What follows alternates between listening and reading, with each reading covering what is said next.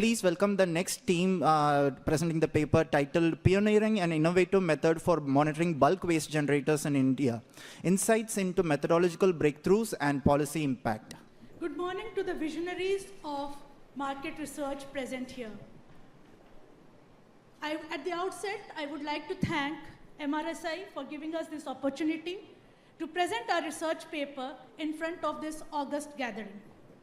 Today, my colleague Vrinda and I are going to talk about a topic that often slips away from the radar and impacts all of us, and that topic is waste management. The landscape of Indian cities is not very pleasant. We see waste strewn everywhere. There are mountains of waste in the larger city. And the reason that it is there because of a systemic failure, as each entity in the waste supply chain is passing on the buck to the other. When I asked the RWA president in my society, who actually claims that the segregation percentage in our society is 100%, that where does this waste go and gets disposed? She was clueless because she doesn't know where the vendor who collects it disposes it off. So, next slide, please. Sorry. So actually, you might be wondering, what am I referring to? I am referring to bulk waste generator because residential societies are also bulk waste generators. A bulk waste generator is an entity that generates more than 100 kilograms of waste per day. It could be a hotel, it could be an airport, it could be a mall, so on and so forth. The bulk waste generator actually contributes approximately 30 to 40% of the waste quantum in the city.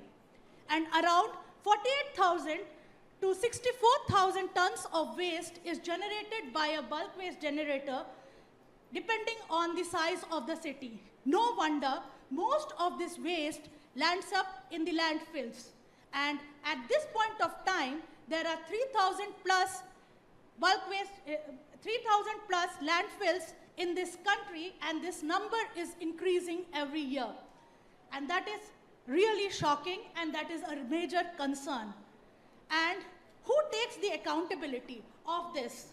So, because there is no accountability in the waste supply chain, our client, who is a central government ministry and runs the flagship program of India on waste management, asked us to formulate a methodology tailored for an on-field inspection of bulk waste generators, focusing on dry and wet waste, and asked us to inspect the bulk waste generator against the Solid Waste Management Rules 2016. So we developed an innovative method for this assessment, and my colleague Vrinda will take you through the methodology.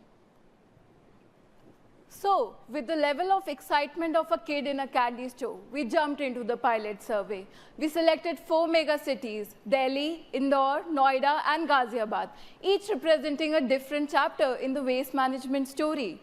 We targeted the bulk waste generators with various levels of compliance, high, medium, and low, to get a 360-degree perspective on the best and the worst case practices. Let me take you through our field journey. In total, we visited 14 locations, including the Gymkhana Club at Delhi, the biomethanation plant in Indore, and the composter unit in Ghaziabad. Look at the last picture. In a lighter vein, except from the foul smell and the fact that we had to take a shower every time we visited the field, it was a great learning experience. Now coming back to some serious business. After these field visits, we were left with more questions than the answers. And we realized that there are various methods of waste processing which were followed by the BWGs. There was a case of collection by the ULB, the on-site processing of the wet waste, and also the case where the vendors were engaged, impaneled or non-impaneled. And in this also there were 2 categories. Either the vendors were same for managing the dry waste and the wet waste, or there were the separate vendors. Not to be too dramatic, But like Prince Hamlet in the Shakespeare saga had the movement to be or not to be, we had a similar movement. And our question was whether to visit the vendor or not to visit the vendor.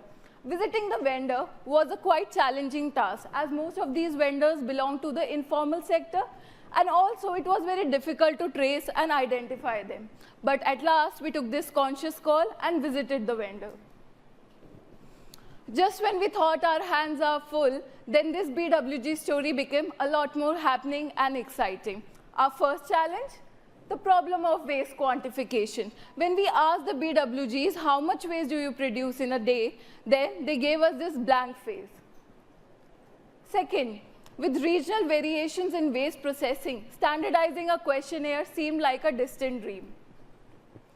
And third, I was worried when the freelance interviewers would hear the word like biomethanation plant, organic waste composting machine, the incinerators, they would just step into Namita Thapar's shoes, oops, I mean heels, from Shark Tank India and say, "Ye meri expertise nahi hai, sorry I am out."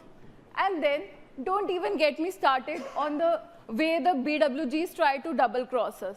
They turn on their machinery only during the assessment process, defeating the entire waste management compliance. Now, over the weekend, while musing over these challenges, so I watched my little brother playing the game Super Mario, and I realized that Mario was a complete weakling without the power-ups or the mushroom he had. So I thought that we need our own set of power-ups. So here we will be playing the game of Super Mario, and let us assume that Mario lives in a modern capitalistic world and has a similar set of problems like us. And we will create power-ups for this Mario. So for the first problem of quantification, we developed a BWG portal.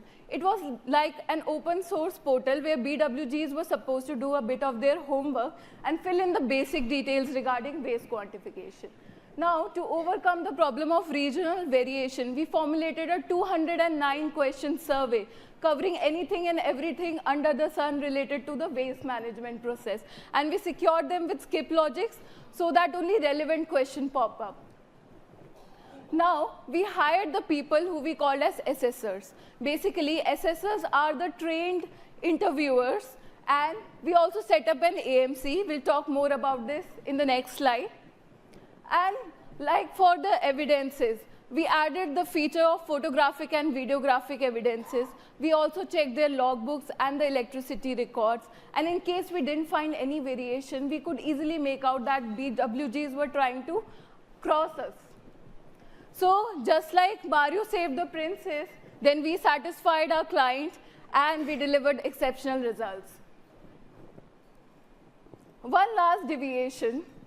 So taking inspiration from one of my favorite movies, Ratatouille, so we formulated an AMC, or the assessor monitoring cell. So just like the rat helped the chef in creating mouth-watering dishes, our AMC team guided the assessor and did the real-time monitoring for us, enabled the error detection, and maintained the assessment integrity, and also provided the multilingual support to our assessor. Thanks. Now over to Dr. Mridula. So after we completed the pilot, we went to 150 plus cities and assessed approximately 3,000 BWGs and around 6,000 vendors associated to these BWGs. The insights that we unearthed were really concerning. Most of the BWGs were not segregating their waste. Approximately 60% of them were actually disposing of the unsegregated waste in the landfills. So we think that the BWGs, if they are shown the economic benefits and are linked to recyclers or energy sectors, they would be starting to segregate in future. Apart from this, we also found that BWGs have procured expensive machines which are underutilized or not utilized at all. So we think that the government of India can get into, collaborate with municipalities and start periodic audits of logbooks, electricity bills, and have checks of dedicated personals. But this was the tip of the iceberg.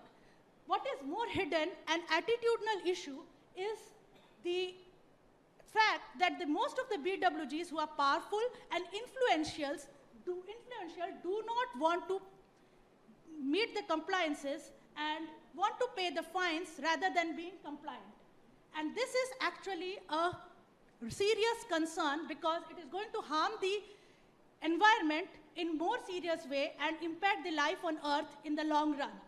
So what we recommended to our client was that to bring in a change in the existing solid and liquid waste management rules by balancing the punishments as well as the incentives. We suggested them that the BWGs who are compliant can be given rebates and tax waivers, while the BWGs who are non-compliant could be punished more harder through more steeper fines. In the end, I would like to say that as market researchers, we are not just data crunchers. We are storytellers, change makers, and occasionally the crusaders of trash. And in our own way, we can actually contribute in transforming the nation. Thank you. We are now open for questions. Hi. So we have a question. How can technology be leveraged to improve waste management efficiency in urban areas? Technology can be actually be harnessed by introducing IoT devices on various machineries and equipments and the processing facilities that are there. Even the waste picker or the waste vehicle that is there, if we can introduce IoT devices on that, then we can actually trace the waste management cycle end to end.